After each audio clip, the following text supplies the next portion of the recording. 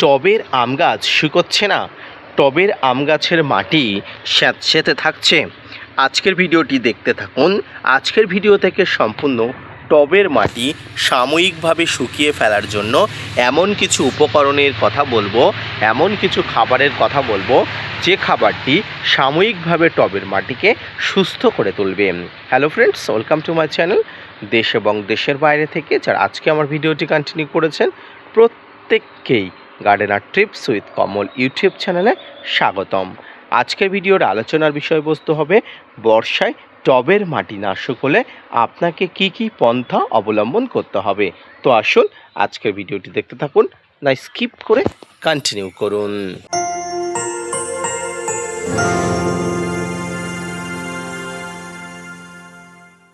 টবের মাটি অর্থাৎ গাছ যেখান থেকে খাবার সংগ্রহ করে বড় হয়ে ওঠে, এই মাটি অত্যন্ত গুরুত্বপূর্ণ বা তাৎপর্যপূর্ণ একটি বিষয়।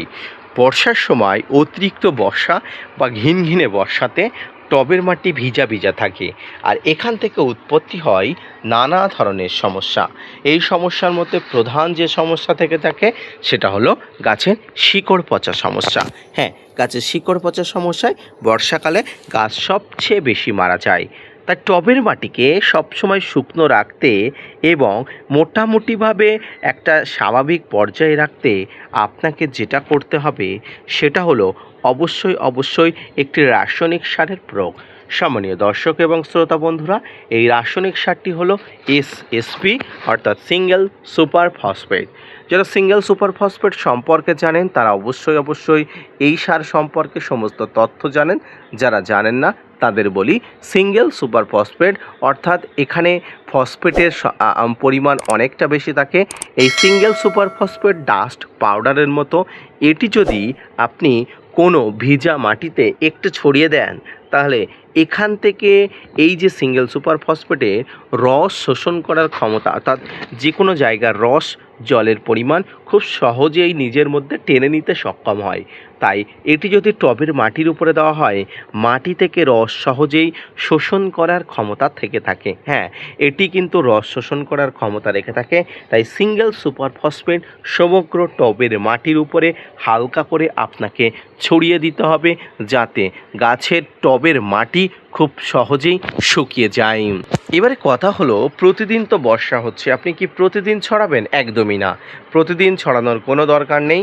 আপনি সপ্তাহে একবার করে সিঙ্গেল সুপার ফসফেট দিলেন।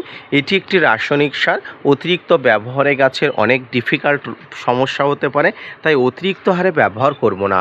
তবে সিঙ্গেল সুপার ফসফেট 1 চামচ নিয়ে যে কোনো ভিজা গাছের গোড়াতে আপনি দিতে পারেন। তবে ভিজা গাছের গোড়াতে দেওয়ার আগে এই ধরনের যে লতা পাতা, এই ধরনের বর্ষার সময় স্বাভাবিকভাবে যে গাছের গোড়াতে হয়, এগুলোকে একদম ক্লিয়ার পরিষ্কার করে তারপর দেবেন।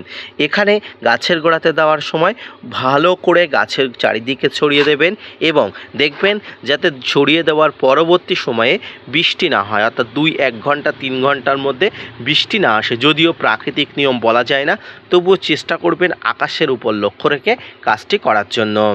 যখন আপনি এই সিঙ্গেল সুপার ফসফেট প্রয়োগ করবেন, তখন অন্য কোনো খাবার বা অন্য কোনো কিছু গাছের গোড়াতে বা গাছে স্প্রে করবেন না, কারণ সিঙ্গেল সুপার ফসফেট তার নিজস্ব গতিতে, নিজস্ব গুণে কাজ করতে সক্ষম হবে।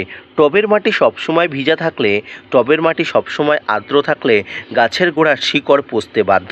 তাই শিকড় পচা সমস্যাকে সমাধান করতে আপনাকে একটি পন্থায় অবলম্বন করতে হবে, সেটি হলো সিঙ্গেল সুপার ফসফেটের আপনার শরণাপন্ন হতে হবে। সম্মানীয় দর্শক, প্রিয় শ্রোতা বন্ধুরা, আমাদের প্রত্যেকের বর্ষার সময় এই সমস্যার মধ্যে পড়ি। এটি আমাদের অত্যন্ত গুরুত্বপূর্ণ একটি সমস্যা। তাই এই সমস্যাকে অবশ্যই আমাদের দেখে আমরা ছাদ বাগানে আম গাছের টবের মাটি যাতে শুকনো থাকে তার সব রকম ব্যবস্থাপনা কিন্তু করব। সিঙ্গেল সুপার ফসফেট যারা পাচ্ছেন না, অর্থাৎ এসএসপি যারা পাচ্ছেন না, তারা টিএসপি অর্থাৎ ট্রিপল সুপার ফসফেট ব্যবহার করতে পারেন। সিঙ্গেল সুপার ফসফেট এবং ট্রিপল সুপার সুপার ফসফেট একই কার্যকর করে, একই দেশে একই নামে পাওয়া যায়, বিভিন্ন দেশে বিভিন্ন নামে পাওয়া যেতে পারে। যারা বাংলাদেশি বন্ধু তারা অবশ্যই ট্রিপল সুপার ফসফেট অর্থাৎ টিএসপি খুব সহজে পেয়ে যাবেন। এবং এসএসপি যদি পেয়ে যান কোনো ধরনের কোনো সমস্যা নেই, আপনি অবশ্যই এই টিএসপি গাছের গোড়াতে একই পদ্ধতিতে একই নিয়মে কিন্তু প্রয়োগ করতে পারেন। আজকের ভিডিওটি এই পর্যন্ত। আশা করি বুঝতে পেরেছেন ছাদ বাগানের টবের মাটি শুকানো, গাছের রস শোষণ করা এবং গাছকে সুস্থ সবল রাখতে এই যে রাসায়নিক খাবারটির কথা বললাম এর সঙ্গে তুলনা করা কিন্তু অত্যন্ত গুরুত্বপূর্ণ। এবং এইটি ব্যবহার করতে পারলে আপনি বুঝতে পারবেন যে আমি কতটা অথেন্টিক কথা বলছি। আজকের ভিডিওটি এই পর্যন্ত। সুস্থ থাকুন, ভালো থাকুন, ছাদ বাগানকে ভালো রাখুন এবং ভিডিওগুলো ভালো লাগলে অবশ্যই আমার চ্যানেলের সঙ্গে জুড়ে থাকুন। ধন্যবাদ।